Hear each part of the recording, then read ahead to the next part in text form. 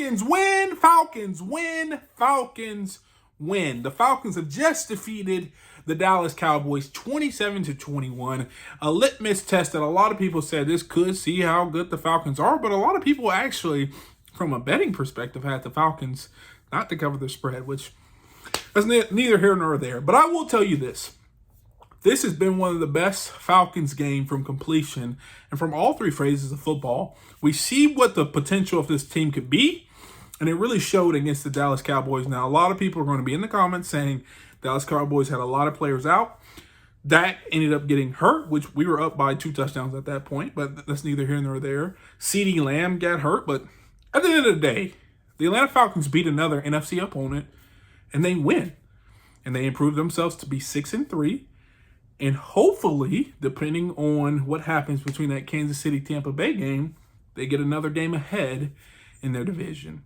And I say all this to say, the Atlanta Falcons look like a team who wants to make a deep playoff run. Now, what was most surprising to me is how well the defense played, especially on the defensive line, which leads me into the player of the game. It has to be, in my perspective, Kaden Elliss. He played like his hair was on fire today, not only in the run game, run support game, but also when it comes to pressuring Dak Prescott. I think he had 3 pressures today, 1 sack. He was a menace, and it really showed the improvement that the Falcons have been putting in regards to the pass rush. Now, I would like to see them still get a pass rush player, but I think Kaden Elliss and honestly Arnold Ebiketie looked really good today as well. So, the Atlanta Falcons are trying to improve with pass rush. I still would like to see them get a player before the deadline. But the defensive line and the defense as a whole look pretty good. And that is led by my player of the game, Kaden Elliss. Now, my position group of the game, I went back and forth. But I'm going to give it to the DBs. And here's why. They played a very good game up until basically the last touchdown. They only given up 13 points as a defense. And they did a really good job with CeeDee Lamb. Also, during pivotal plays, you see the DBs step up, knock a ball down, bat a ball down. And for the most part, a lot of pressure was brought. It was allowed to be and get and basically make an impact because of the defensive coverage on the back end. A.J. Terrell played really well. Mike Hughes played really well. The safeties in the back end, you didn't hear much from them, which means they played really well.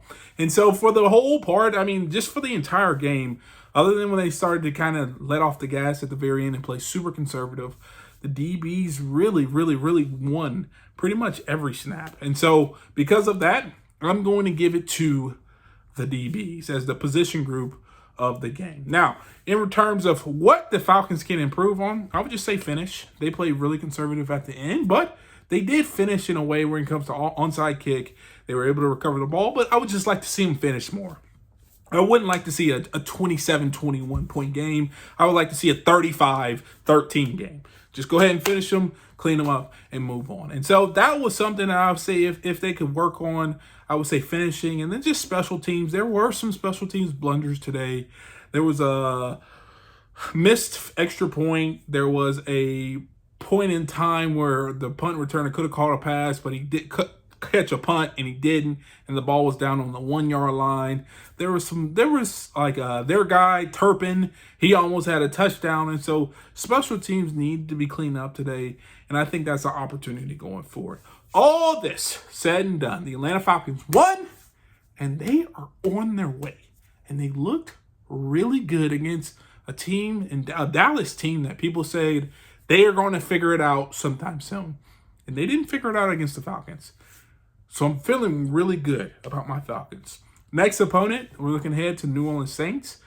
And that's a winnable game as well. I know they have some injuries on their end, but don't let us beat the Saints as well. This team is destined to make a deep playoff run.